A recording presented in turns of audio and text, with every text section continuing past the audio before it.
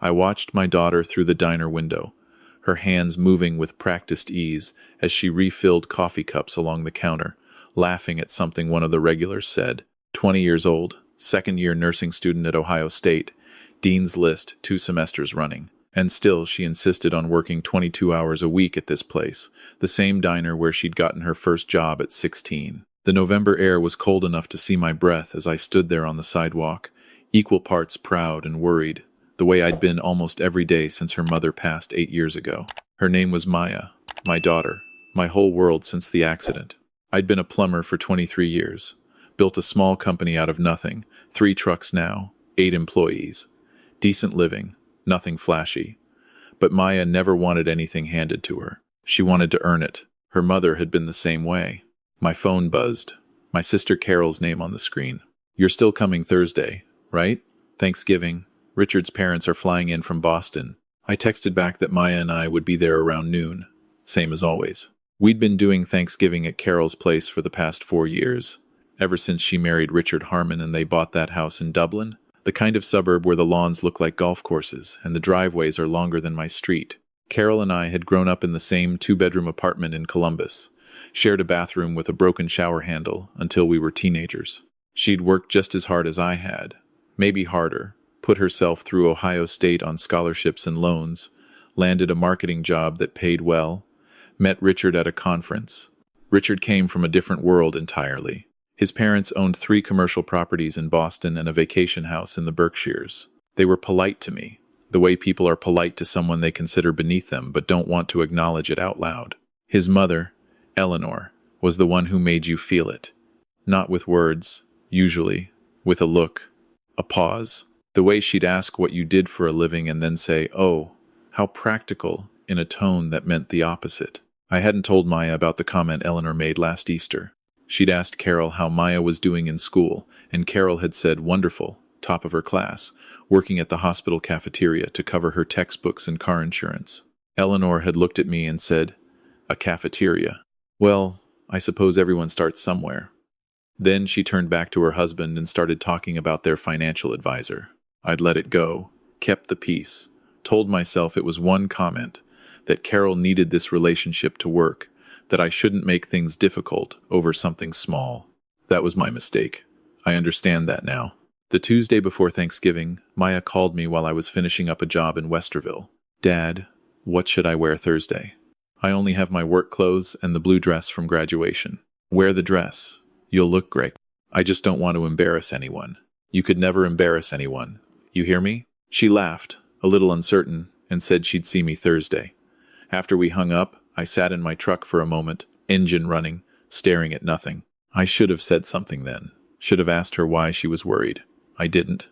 Thursday came, gray and cold the way Ohio Novembers always are. I had a work emergency in the morning, a burst pipe in a commercial building in Gahanna that couldn't wait, so I told Maya to drive herself ahead, and I'd be there by noon. She left at 11:30 in her 09 Civic, the back seat loaded with the green bean casserole she'd made from scratch and a bottle of wine she'd saved up to buy. I got to Carol's neighborhood at 12:40. The circular driveway was already crowded with cars.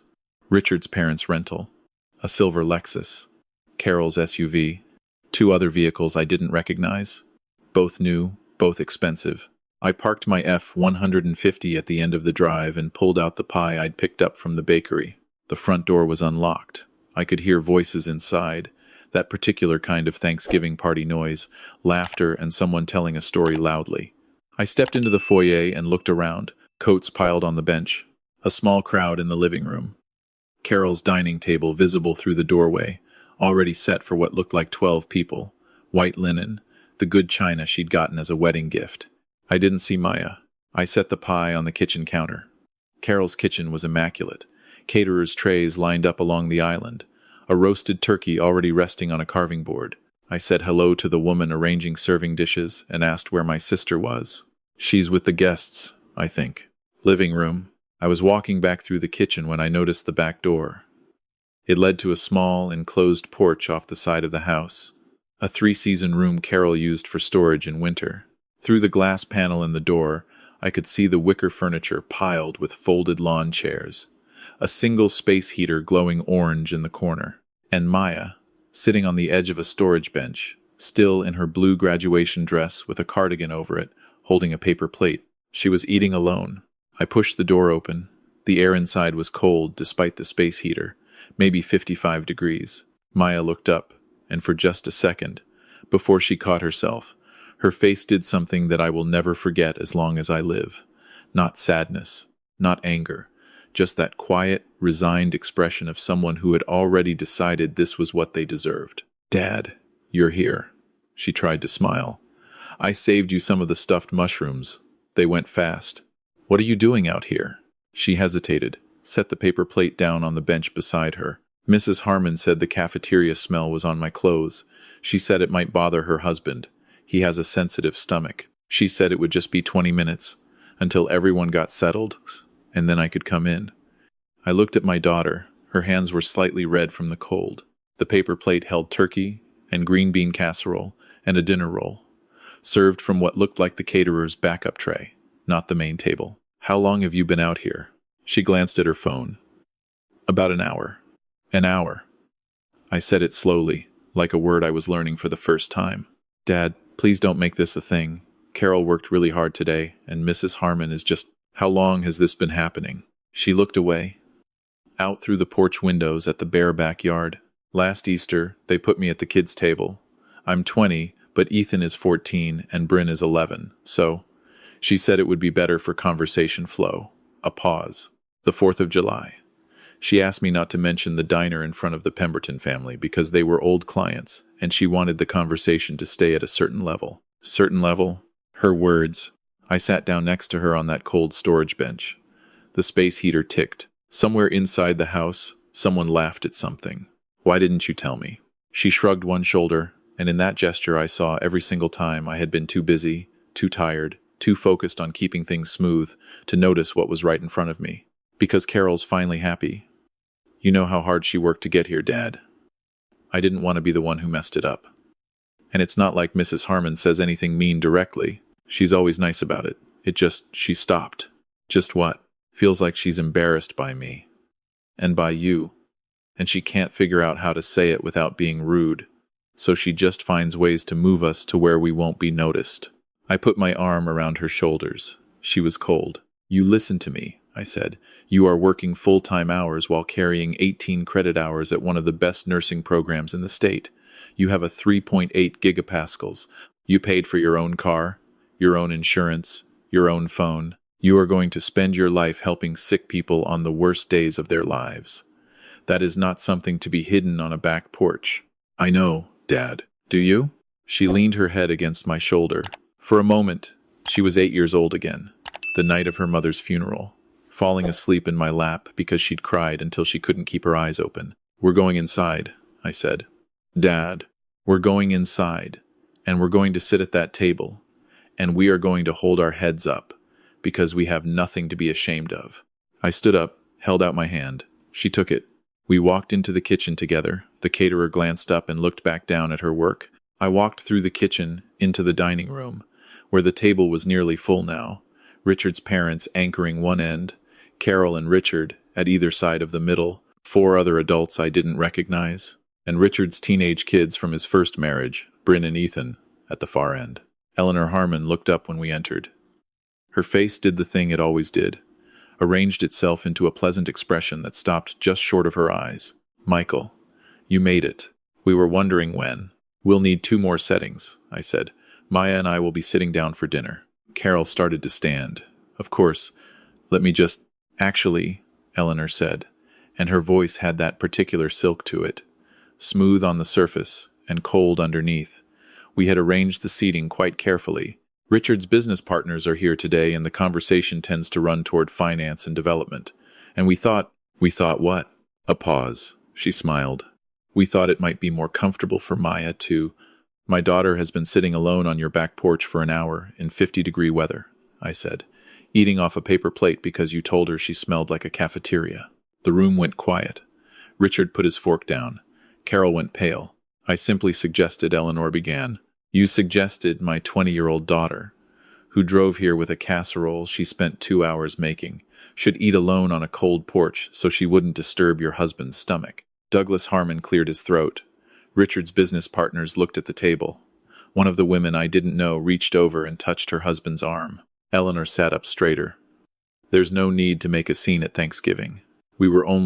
She's been dealing with this for over a year, I said. The Easter kids' table, the 4th of July request to not mention her job, and today, the porch.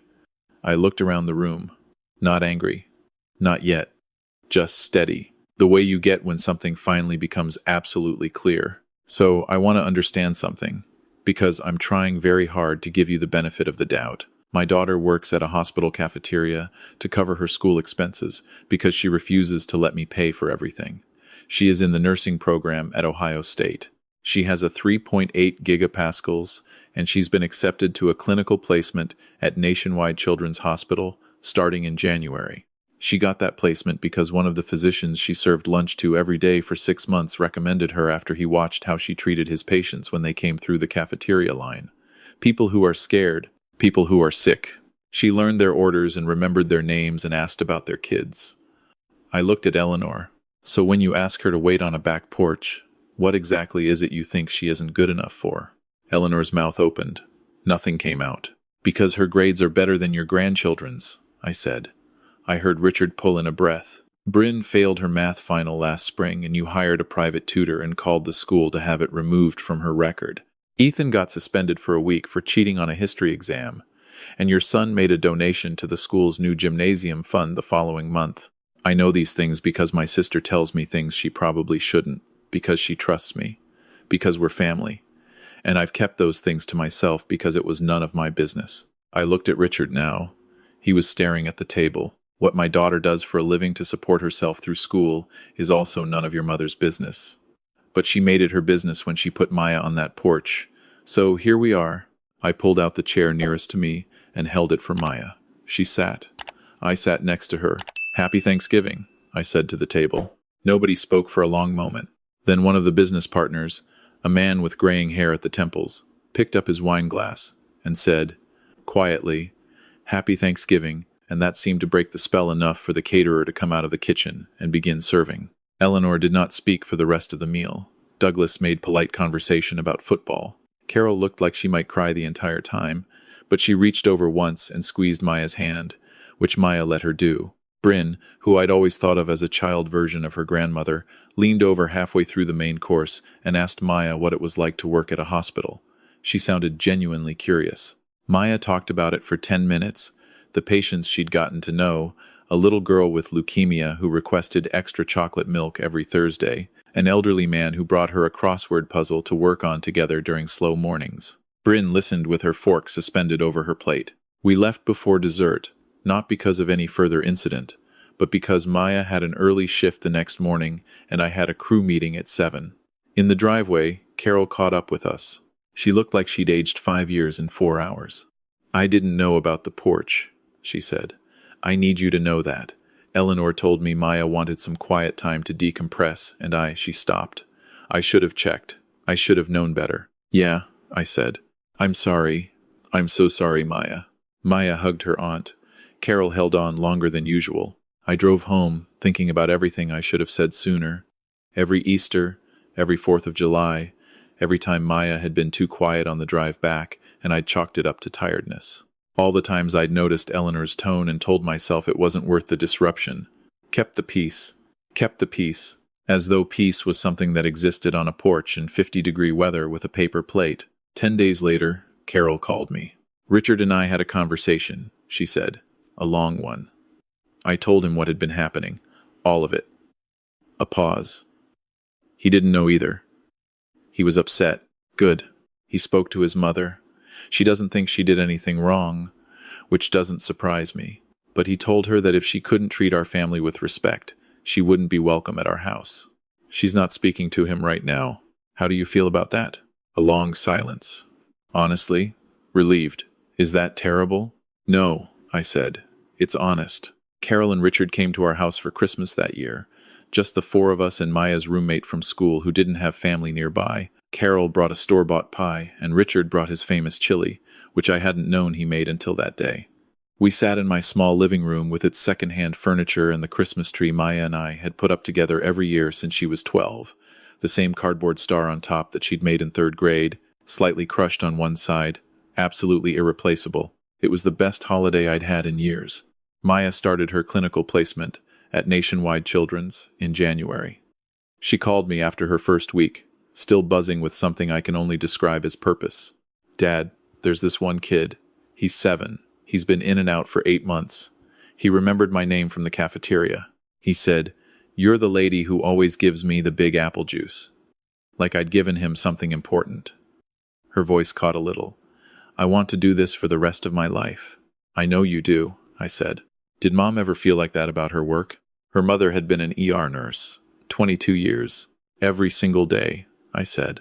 Maya graduated the following May, top quarter of her class.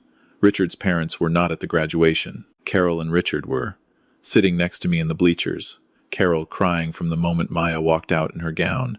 When Maya's name was called, Richard stood up and clapped, not politely, but genuinely, the way you do when something actually moves you. Afterward, we went to dinner. Not somewhere fancy. A place Maya chose, a family-owned Greek restaurant in Clintonville she'd been going to since high school. The kind of place where the owner comes out to ask if you need anything and means it. We ordered too much food and stayed too long and told stories about things Maya had done as a kid that made her cover her face and say, "Dad, stop." Walking to the car, Richard fell into step beside me. "I owe you an apology," he said. "You don't have." "I do. I knew my mother had certain attitudes. I told myself she was just old-fashioned, that it was easier to let things go than to have the conversation." He looked straight ahead. "Easier for me, not for your daughter, not for you. I let that happen in my own house, and I'm sorry." I looked at this man I'd spent 4 years politely tolerating, this product of prep schools and inherited wealth, who could have been his mother's son entirely, and wasn't. "It takes courage to have that conversation," I said. "I know, because I waited too long to have it myself." He nodded. "Your daughter's remarkable," he said. "You should know that. She's remarkable, and it's because of how you raised her." "Her mother raised her," I said. "I just tried to keep up." He laughed. An actual laugh. Probably the first genuine one I'd ever heard from him. Eleanor Harmon never apologized. She sent Carol a card at Easter with a polite note that made no mention of Thanksgiving. Carol showed it to me, and I told her to respond however she thought was right. Carol wrote back a cordial 2 sentences and moved on. Some people do not have the capacity for genuine acknowledgement of harm. You cannot manufacture it for them. You can only decide how much access to your life they get going forward. Maya got a job offer from Nationwide Children's before she'd even finished her clinical hours. Accepted it the same day. She moved into an apartment in Clintonville with 2 other nurses from her program, 10 minutes from the hospital. I helped her move boxes on a Saturday in June. Up 3 flights of stairs, the same F-150, a little older now. In September, she was nominated for a recognition award by the physician who had first recommended her for the placement. He wrote in his nomination letter that he had watched her interact with patients and families for 2 years, and that her quality of care was exceptional, that she possessed a natural empathy that could not be taught, only cultivated, and that it was evident her upbringing had given her a fundamental understanding that every person who came through those doors deserved to be treated with dignity regardless of their circumstances. I read that letter 3 times. I thought about a cold porch in November, a paper plate, a space heater that clicked and hummed, my daughter's hands, slightly red from the chill, telling me she didn't want to cause problems. I thought about all the times I had kept the peace and what it had actually cost. I want anyone watching this to understand something, because I think it's the most important thing I know at this point in my life. When someone diminishes your child, quietly, systematically, in ways that are designed to seem polite so they can maintain plausible deniability, the damage is real, even when the method is subtle. Maybe especially when the method is subtle, because subtle is harder to name and harder to confront, and so it gets absorbed instead. It gets absorbed, and it sits there and becomes part of how your child understands their own worth. My daughter had decided, somewhere in the previous 1.5 years, that she should wait on cold back porches to avoid causing trouble. She had decided that before she ever said a word about it to me, because she was protecting me from having a difficult conversation. She was 20 years old, and she was protecting me. That's not a thing any child should have to do. So hear me on this. Stand up early. Stand up the first time, not the 4th. You will not always do it perfectly, and you will not always know the right words, and there will be consequences. There will be people who call it making a scene, people who say you overreacted, people who go quiet in a room when you walk in. Let them. What matters is that your child sees you stand up. What matters is that they carry that with them into every room they'll ever walk into without you. Maya still works at Nationwide Children's. She's been promoted twice in 18 months. She still goes to the Greek place in Clintonville on Friday nights, sometimes with her work friends, sometimes with her roommates, sometimes just with me. She always orders the same thing. The owner still comes out to check on the table. Last month, a little boy she'd cared for during his recovery sent her a drawing he'd made in art class. A person in scrubs standing next to a hospital bed. Above the figure, in uneven 7-year-old handwriting, the nice nurse who remembered my apple juice. She framed it and put it on her desk. I don't think about Eleanor Harmon very often. I think about my daughter, and I think about her mother, who spent 22 years walking into hospitals and choosing to be kind to people at their most frightened, and I think about what it means that Maya is doing the same thing now, in the same city, in a different set of scrubs, with the same quality of heart. Some things, it turns out, are worth more than any piece of property in Boston. Some things carry forward in ways that no trust fund and no private school can manufacture. I just wish I had understood that sooner, before a cold porch and a paper plate and my daughter's careful, quiet face made it impossible to ignore any longer. Stand up for your children, not eventually. Now.